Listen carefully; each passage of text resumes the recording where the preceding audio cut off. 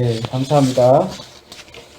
오늘 함께 보실 말씀은 요한계시록 21장 22절에서 27절까지의 말씀 가지고 낮의 해와 밤의 달도 필요 없는 이라는 제목으로 함께 말씀의 은혜 나누고자 합니다. 우리 지금 인우가 힘을 주고 있는데요. 힘 줘서 시원하게 뜯을 수 있도록 네, 우리 옆에 분들 잠시 한번 옆에 분 얼굴 한 3초만 한번 봐보시죠. 옆에 분 얼굴 한번 3초만 딱 봐주세요. 못 보시는데 보기만 해도 조금 웃기시죠? 오늘 대단해요. 아주 장군감입니다. 오늘 날씨가 좋아서 바람도 불고 따뜻하고 해서 자칫하면 좋으실 수 있는데 방금 옆에 분 얼굴 보셨죠? 좋으시면 옆에 분 얼굴처럼 되는 겁니다. 네. 그런데 나는 이 사람 마음에 드는데 해서 그렇게 졸아야겠다 생각하면 남자와 여자일 경우에 남자 얼굴에 저처럼 머리만 길어지는 그런 현상이 날 줄 압니다. 오늘 부활 절기를 보내고 있습니다. 그리고 봄이고 독일은 봄이라고 하는 표현 자체가 참 뭐 같은 봄이다라고 하는데 그래도 만물이 소생하고 하는 걸 보니까 봄인 건 맞는 것 같습니다. 부활 절기에 새로운 생명이 태어나고 새롭게 시작하는 그러한 절기에 우리가 요한계시록 마치 마지막을 상상하고 마지막을 보여주는 것과 같은 그 말씀을 접하고 있습니다. 지난번에 7장 말씀을 저희가 함께 보았고 그 7장 말씀과 짝이 되는 21장 말씀을 함께 보았습니다. 지난주 제목은 하나님의 장막에 거하는 것이라는 제목으로 말씀의 은혜를 함께 나누었습니다. 요한계시록을 우리가 읽으면서 자칫 오해할 수 있는 이 세상의 마지막이다라고 생각하는 것처럼 볼 수가 있는데요. 그러나 세상의 끝이나 암울한 세상에 관한 것이 아니라는 것을 보게 되었습니다. 환난을 이기는 하나님의 사람들을 보게 되고 하나님 나라에 거하는 것을 만나게 되는 거죠. 지난주는 특별히 새하늘과 새 땅이 이루어지는 곧 새 창조가 이루어지었다는 것을 보았습니다. 새 창조, 곧 새 피조물이 된다는 것은 주님 안에 거한다는 것. 말씀이 육신이 되어 임마누엘 하시는 것. 우리 삶에 하나님의 장막을 치는 것. 우리가 하나님의 장막 안에 들어가는 것. 그것은 곧 하나님의 임재 안에서 머무르는 것. 그분의 지배 속으로 우리가 들어가는 것입니다. 그럴 때 우리는 우리가 지니고 있었던 옛것의 상징들, 눈물과 사망과 애통함과 곡함과 아픈 것이 없는 새로운 세계를 맛보게 되는 겁니다. 그것을 곧 새하늘과 새 땅에 거한다라고 하는 거죠. 모든 것이 새로워지는 겁니다. 처음 하늘, 처음 땅, 그리고 바다는 옛것을 만들어냈지만 주님과 함께하면 그 옛것은 모두 사라지게 되는 겁니다. 21장은 그 나라에 대해서 요한의 환상을 통해 조금 더 자세히 표현하고 있습니다. 하늘에서 내려다보니 라고 우리 본문 전에 이제 9절부터가 이제 쭉 시작이 되는데 성령의 인도하심을 받아서 요한이 하늘로 올라가서 거기서 내려다보는 겁니다. 하늘에서 내려다보니까 큰 성이 있는데 거기는 12개의 문이 있고 그 12개의 문은 12천사들이 있고 그 12문에는 이스라엘 지파인 12지파가 이름이 하나씩 쓰여 있고 그리고 그 성의 기초석이 되는 것은 12개가 있는데 그 12개의 기초석에는 12제자, 사도들의 이름이 기록되어 있다라고 하는 겁니다. 그리고 그 성이 정육면체, 마치 주사위처럼 길이, 너비, 그리고 높이죠. 이렇게 세 개가 있는 건데 거기에 크기가 12,000 스타디온, 축구 스타디온이라고 하죠. 그런 것처럼 12,000 스타디온이 되어 있습니다. 성곽의 크기는 12 곱하기 12인 144 규빗이라고 말을 하는 거죠. 그러나 실제로 새 예루살렘이 이 정도 크기라든지 또는 이 숫자를 문자적으로 절대 받아들일 수 없다는 것은 우리가 이제 이미 보고 아셨을 겁니다. 재미로 이야기한다면 이 위에서 내려다본 이 새 예루살렘 성의 크기가 12,000 스타디온이다 라고 하는 것은 2,400km라고 합니다. 이것을 킬로미터로 환산하면 2,400km 세제곱킬로미터가 되는 거죠. 그런데 이 정도의 크기가 어떻게 되냐 하면, 그러니까 독일보다는 훨씬 크고, 그 다음에 중서부 유럽의 크기 정도 되는 겁니다. 중서부 유럽의 크기 정도 되는데, 요한이 이것을 한눈에 봤다고 하는 거죠. 그러려면 굉장히 높이 올라가야겠죠. 저희가 기껏해야 높이 비행기에서 보는데, 보이는 정도는 대기권이 너무 이렇게 낮다 보니까 보이는 정도는 거의 이렇게 착륙할 때쯤에 넓게 보이는 정도입니다. 그러니까 한 국가도 안 되는 정도의 도시 정도만 보이는 거죠. 그런데 그 높이 올라가서 그 넓은 중서부 유럽의 크기를 다 보면서 문이 보였다라는 거죠. 도대체 문이 얼마나 컸을지는 모르겠지만 문이 보이고 그 문에 이름도 써 있고 기초석, 그 성의 맨 밑에 기초석이 깔려 있을 텐데 그 기초석에 사도들의 이름까지 보았다라고 하는 것입니다. 이것은 이 환상이 가지고 있는 상징의 의미를 담고 있는 것이지 그것이 진짜 12 사도, 12돌, 그리고 10 곱하기 12인 144 규빗, 이게 절대적인 숫자가 아니라는 겁니다. 요한이 높은 곳에서 본다는 것은 성령의 능력입니다. 그 높은 곳에서도 그가 느낄 수 있었던 것은 성령의 능력입니다. 그는 이미 통하는 것이 있었습니다. 그래서 그 높은 곳에 올라가 봤어도 예루살렘 성의 문을 12개고 12사도 그 지파이고 그 12천사가 지키고 있고라는 것을 느낄 수 있었던 것입니다. 그게 성령의 능력입니다. 그런데 요한처럼 높은 곳에서 내려다보면 우리가 어떨까요? 그러니까 우리가 정말 높은 곳에서 내려다본다라고 생각을 하면 어떨까요? 달나라에 가서 거기서 지구의 모습을 보니까 그 지구가 그렇게 아름다운지 몰랐다고 그러잖아요. 낮은 곳에서 보던 것들, 그것들이 보이지 않겠죠. 그리고 땅의 시각으로 볼 땐 이거 아니면 내가 지금 이거 하는 것 지금 이거 아니면 전 세계가 멸망할 것 같고 나는 죽을 것 같고 이런 시점으로 살다가 소위 말하는 아웅다웅이죠. 아웅다웅 살다가 저 높은 곳에서 높은 시각으로 내려다보니까 그거는 보이지도 않는다라는 겁니다. 우리의 애통함들, 그 땅의 시각으로 보니까 그게 막 애통함과 눈물로 범벅이 되어 있는 겁니다. 그런데 그 높은 데서 하늘의 시각으로 보니까 그 애통함과 눈물들은 안 보인다라는 것이죠. 큰 그림으로 보고 하늘의 시각으로 보면 그것들은 보이지 않습니다. 크게 봐야 합니다. 그 높은 곳에서도 문의 이름이 보인다고 합니다. 문에는 12지파의 이름이 쓰여 있고 기초석에는 12사도의 이름이 있다고 합니다. 이것은 바로 신약과 구약이 하나가 되는 것을 보여주고 있는 겁니다. 새 예루살렘, 새 창조가 이루어진 그 나라는 하나님의 옛 언약을 통해서 들어가는 문이 됩니다. 그 나라는 12사도의 이름 위에 기초석을 세운 겁니다. 그리고 그 기초석은 각색의 보석으로 되어 있습니다. 그 각색의 보석이라는 것은 구약 성경에 나오는 12지파를 상징하는 보석입니다. 출애굽기 18장 17절을 보면 제사장들의 옷을 입는데 에봇을 이렇게 길게 조끼 같은 걸 입고 그리고 거기에 흉패, 가슴막이를 하는데 그 가슴막에 12색깔의 돌을 보석이죠. 그러니까 보석을 3개씩 4줄로 이렇게 나열해서 붙이게 되어 있습니다. 그것을 상징하는 것이 곧 그 보석이 12기초석에 새겨져 있는 것이죠. 한마디로 구약과 신약이 한 맥으로 이어진다는 것입니다. 구약의 옛 언약의 문으로 들어와서 새 언약 기초석 위에 세워지는 것이 새 예루살렘 성, 새 창조, 새 하나님의 나라가 되는 것입니다. 우린 가끔 굳이 이 복잡하고 어려운 내 나라 역사도 아닌 이 이스라엘의 역사, 소위 말하는 구약의 역사를 우리가 굳이 알 필요가 있을까? 또는 강경하게 나가면 우린 복음서만 예수님의 이야기만 있으면 되지 않을까? 라고 생각하는 분들도 가끔은 있습니다. 그러나 이것을 보면 하나의 맥으로 이어진다는 것을 알 수가 있죠. 옛 언약의 문을 통과해서 새 언약의 기초석에 세워진 그 나라에 들어간다는 것은 하나로 이어져 있는 것입니다.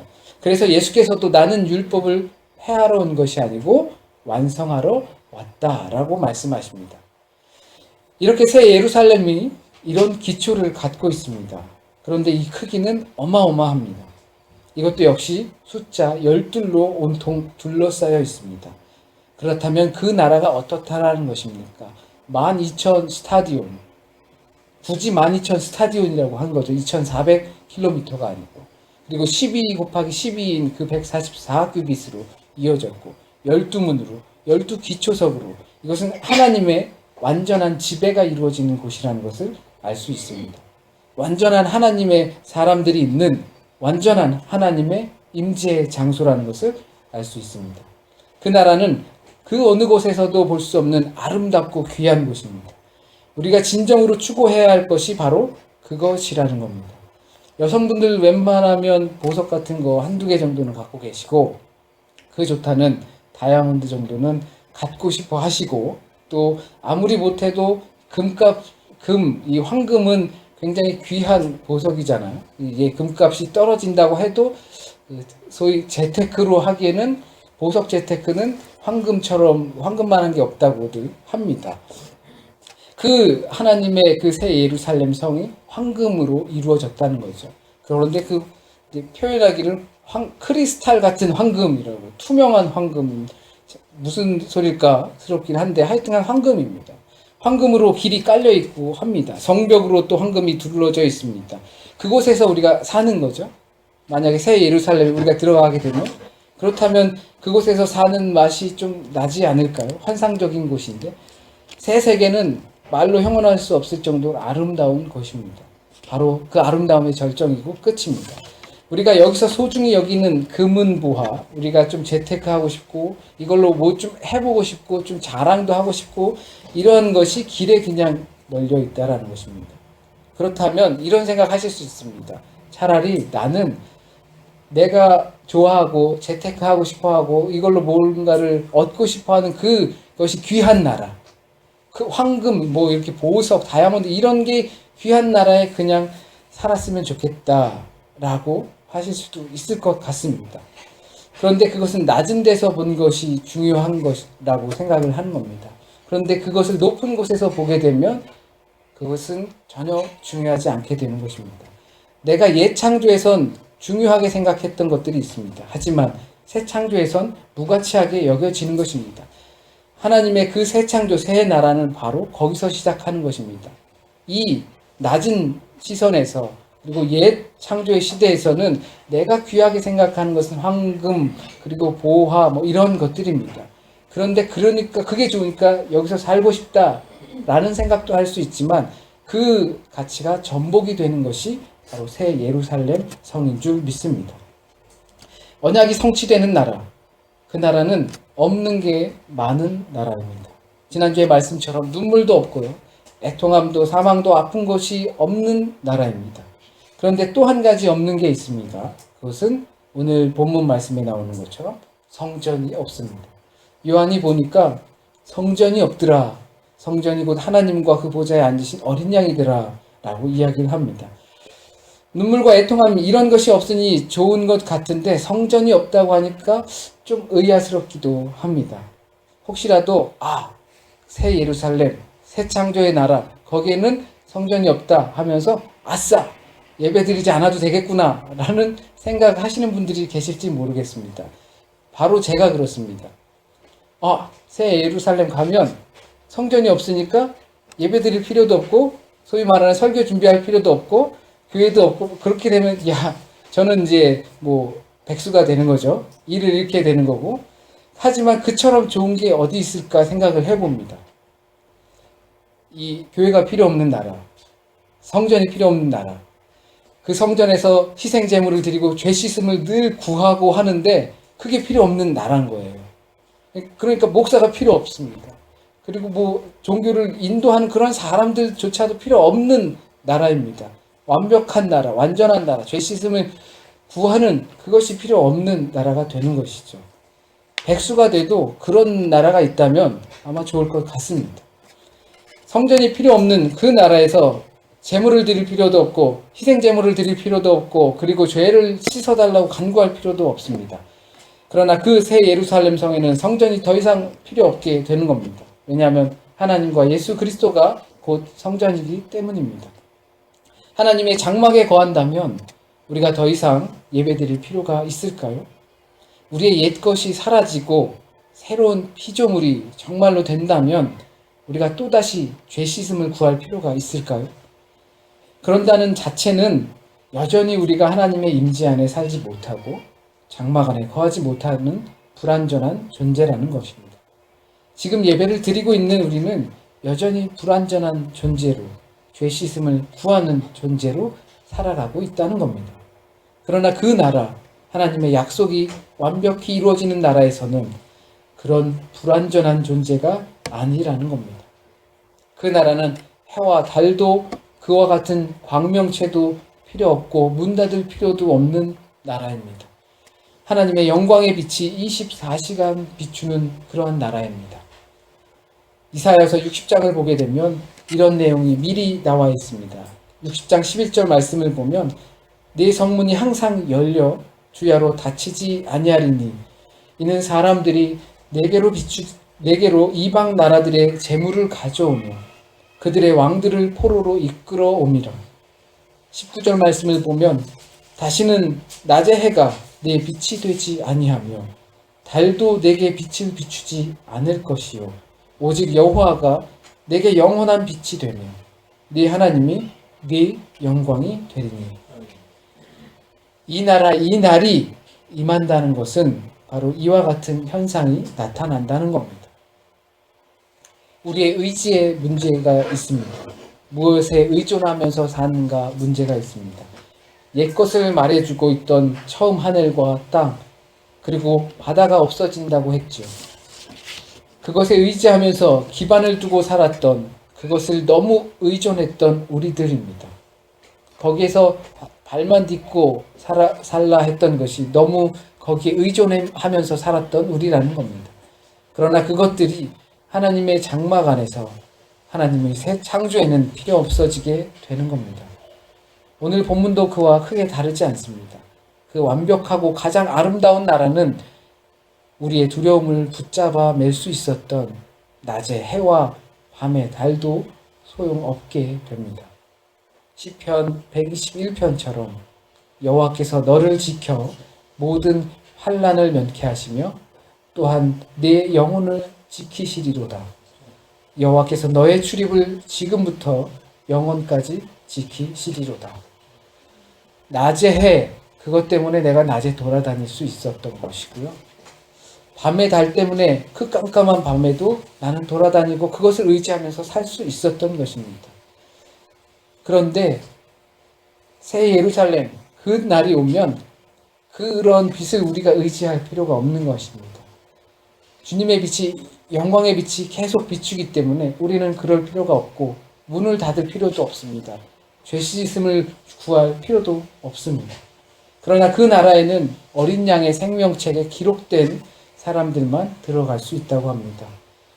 그 영광을 누릴 수 있는 사람들이, 그렇지 못한 사람들이 누구냐 하면 거짓말을 하는 사람, 가증한 짓을 하는 사람, 속된 것들로 속된 것은 말도 못하게 많이 한 사람들, 속된 것은 하나님 앞에서 부정한 것을 말하고 가증한 것은 하나님을 모독하는 것을 말하고 거짓말은 거짓 말씀을 전하는 것을 말합니다. 하나님 나라, 완벽하고 가장 아름다운 나라, 그 나라에 살 수 있는 자격이 안 되는 자들을 그렇게 말하고 있습니다.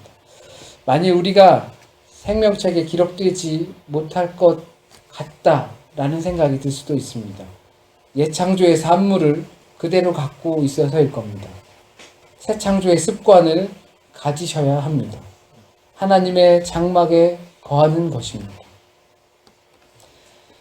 하나님의 새 예루살렘은 옛 언약과 새 언약이 기초가 되어 완성된 완벽한 하나님의 지배가 있는 나라입니다.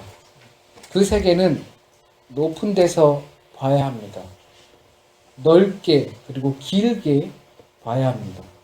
그러면 낮은 데서 옛 창조 속에서 애통하며 눈물 흘리던 것은 보이지 않게 됩니다.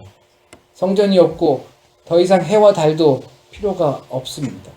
더 이상 옛 창조의 것들에 의지하고 의존하면서 매달리면서 우리 그 옛 창조의 산물인 애통함과 눈물과 그리고 아픔과 고난의 그것들과 싸울 필요가 없어지게 됩니다. 무엇을 의존하면서 사는가? 어디에서 사는가? 누구와 함께 사는가? 여기에 핵심이 있습니다. 나는 무엇을 의지하고 무엇을 의존하며 사는가? 나는 어디에 살고 있는가? 누구와 함께 살고 있는가? 주님만을 의지하고 주의 장막 아래 주님과 함께 살고 있는 이들이 모든 환난을 뚫고 맞이하게 될 세상을 보여주고 있는 것이 바로 21장입니다. 저와 여러분이 그 안에 살았으면 좋겠습니다. 저와 여러분이 생각하는 이상이 다를 수는 있지만 그 이상이 실현되는 것은 바로 무엇을 의존하며 어디서 누구와 함께 사느냐 거기에 달려 있습니다. 함께 그 새 예루살렘에 걸려 있는 것들이 참 많이 있습니다. 지금까지 여러 가지 것들이 그 새 예루살렘, 어떻게 하면 새 예루살렘이고 새 예루살렘이란 무엇이고 어떻게 구성되어 있는지 함께 말씀을 나누었습니다. 그것이 하나님과 주님과 함께 사는 삶입니다. 그렇게 되면 우리에게 어떤 유익이 있는지도 함께 보았습니다. 그것을 유지하면서 살 수 있는 저와 여러분이 되었으면 좋겠습니다. 주중에 생각을 했습니다. 참 그 별 볼 일 없는 사람이더라고요, 제가. 그러니까 딱 보니까 그러니까 소위 말해서 벌이가 시원치 않으니까 가정을 꾸리고 있는데 그 가정을 이끌 수 있는 능력이 안 되는 사람인 거죠, 제가. 참 그러면서 과연 내 삶의 의미가 무엇이 있을까라는 것을 생각해 보게 됐습니다. 한 가정의 가장으로서 또 아빠로서 남편으로서 윤성호라는 사람의 삶의 의미가 무엇이 있을까라는 것을 생각해 보게 됐는데 별 의미는 없더라고요. 그런데 목사로서 살아가게 되면서 그 가정에서도 저는 목사인 거와 같고요. 그러면서 맡겨진 것들도 있고요. 그런데 내 삶이 의미가 있으려면 나를 통해서 적어도 한 사람이라도 이 새 예루살렘, 이 하나님의 장막에 거하는 것, 그 기쁨을 알고 살아가고자 하는 사람이 생기는 것, 그래야 제 삶이 의미가 있지 않을까 생각하게 됐습니다. 물질적으로는 전혀 의미를 누구에게 전달해 줄 수 없으니까 그래, 내 삶의 의미가 있으려면 그런 일이 생겨야 한다라는 생각을 하게 됐습니다. 그런데 제가 누군가에게 부탁 같은 걸 잘 못하죠. 그러니까 내가 스스로 할 수 있다라는 생각이 강하기 때문입니다. 그런데 누군가가 부탁을 한다라는 것은 용기지 창피한 것이 아니다라는 말을 해주더라고요. 근데 제가 부탁할 수 있는 것은 그러면 내 삶의 의미를 찾기 위한 부탁이 돼야 하는 거죠. 제 삶의 의미를 찾기 위해서 한 사람이라도 저를 통해서 또는 우리 공동체를 통해서 하나님의 장막에 거하는 자가 늘 수 있게끔 해달라고 여러분에게 도와달라고 그 일이 될 수 있도록 도와달라고 청하고 싶은 마음이 있는 거죠. 그렇게 이제 도와달라고 말을 하고 싶은 겁니다. 이 뭐 설교라는 것이 뭐 다 그렇겠지만 공동체 삶을 통해서 제가 우리 공동체에게 부탁하고 도와달라고 하는 것은 우리가 그것을 같이 이루자라고 하는 겁니다. 우리 식구들이 같이 그렇게 해주실 수 있으리라 믿습니다. 함께 기도하시겠습니다. 하나님, 어린 양의 생명책에 기록된 자들만 준비하신 그 새 예루살렘, 새 창조의 나라에 임할 줄 믿습니다. 가증함이 없고 거짓이 없고 속된 것이 없는 그 사람들이 그 안에 거할 줄 믿습니다. 우리는 옛 창조, 옛 언약, 그리고 옛 그 산물들로 의지하면서 그 안에서 그것들과 함께 살아가고 있습니다. 아직은 그렇지만 우리에겐 구원의 확신이 있습니다. 주님을 믿음으로 고백할 때 구원을 이룬다 하셨으니 우리는 그 안에 확신이 있습니다. 그러나 우리에게 나타나지 않는 그 구원의 증거들로 말미암아 실족하지 않게 하여 주시고 거짓과 싸우고 가증한 것과 싸우고 속된 것들과 싸워서 주님 나라 오실 때 정말 신랑을 맞이하는 신부처럼 정결한 모습으로 정성을 다해서 준비하는 우리 공동체 식구들 될 수 있도록 인도하여 주십시오. 그리고 이 땅에 존재하는 모든 교회들이 그것을 향해 나아갈 수 있도록 인도하여 주십시오. 건물 안에 사람들을 가두려고 하지 말게 하여 주시고 주님의 장막 안에 사람들을 거할 수 있게 그 인도하는 교회들이 될 수 있도록 하나님 인도하여 주십시오. 혹시라도 잘못 전해진 말씀이 있다면 하나님 주님의 뜻에 합당한 그 말씀만 우리 안에 남게 하여 주셔서 좋은 열매 맺게 하여 주시고 한 주간의 삶을 또한 주님께 의탁하면서 주님 안에 거하면서 주님과 함께 살고자 합니다. 인도하여 주시고 싸우는 것들과 주님의 이름으로 승리하여서 주의 흔적들 남길 수 있는 한 주간 되게 인도하여 주십시오. 고민하고 또한 육체적으로 마음적으로 고된 삶을 살아가고 있는 우리 교우 식구들이 있습니다. 주님께서 함께 하여 주시지 않으면 하늘만 보고 있는 그들의 마음이 여전히 공허하게 될 줄 믿습니다. 그들이 부르짖을 때 응답하여 주셔서 성령을 함께 부어주셔서 그 성령으로 말미암아 이 땅의 삶이 한결 가벼워질 수 있도록 인도하여 주시옵소서. 모든 말씀 우리 주 예수 그리스도의 이름으로 기도드립니다. 아멘.